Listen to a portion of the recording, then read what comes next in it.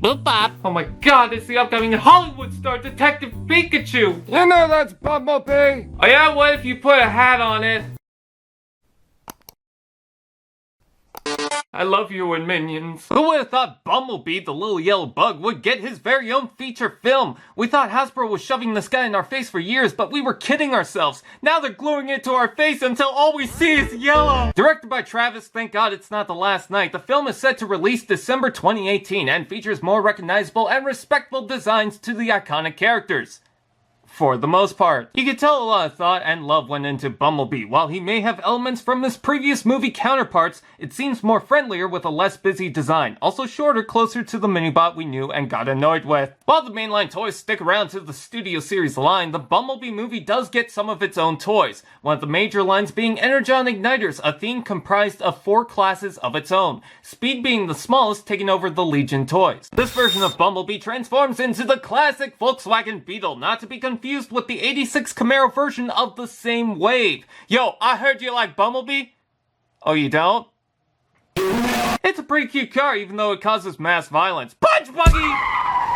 The molding is pretty decent for the size. It doesn't need a lot, but it does get the door handles, the lights, the Volkswagen label on top, but it could use a bit more paint. Not sure if the silver really works on those headlights, and there's nothing going on the backside aside from 2 different colored plastic pieces. No paint to highlight the logo, and no paint on the rims either? What are we, savages? You can plug the Energon Igniter blocks to the back end and rev up and roll out, pun not included. But unless you have one, it just looks like a giant muffler compensating for something. Original joke.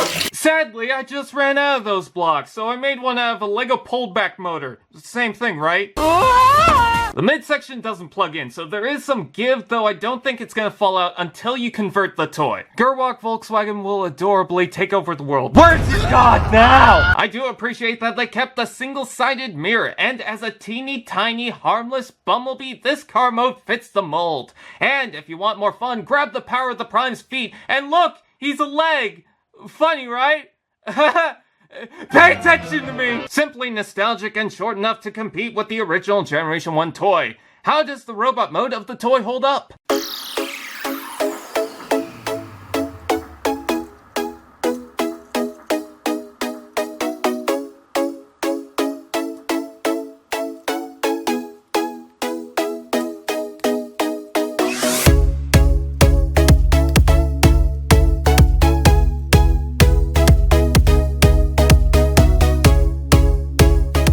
In robot mode, Hasbro's little merchandising tool seems a little off to me. It's far from bad, but the proportions seem abnormal with the long torso and legs. That might just be me. Someone didn't skip leg day, he lives it. Coloring seems off too. It's simple, but for a Legion-sized figure, it's nothing out of the ordinary. I'm just wondering why they chose so many different chunks of color. There's gunmetal gray plaster on the motionless arms, silver on the face and inside the chest framed around the hood, and molded black for the upper legs. Also, the abdomen remains an unpainted yellow, so there's no consistency. Those are simply notes and nitpicks because I'm in love with this cute little savage. That face, however, is perhaps a sin, and the botched blue paint isn't helping, but the helmet and ears are cute.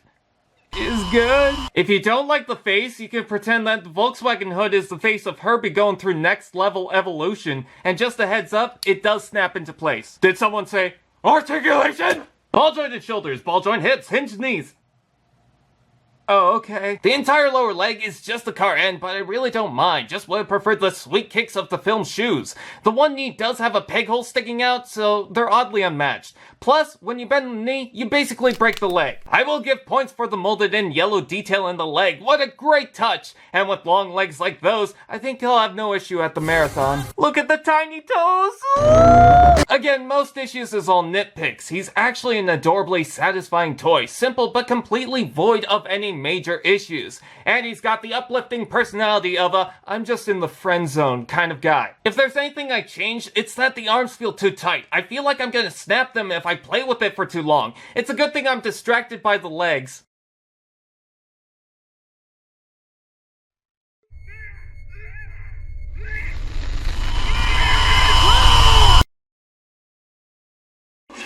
There's one thing that separates him from most Bumblebee movie toys upon this character, something others seem to fail, but Speed Series Bumblebee triumphs upon.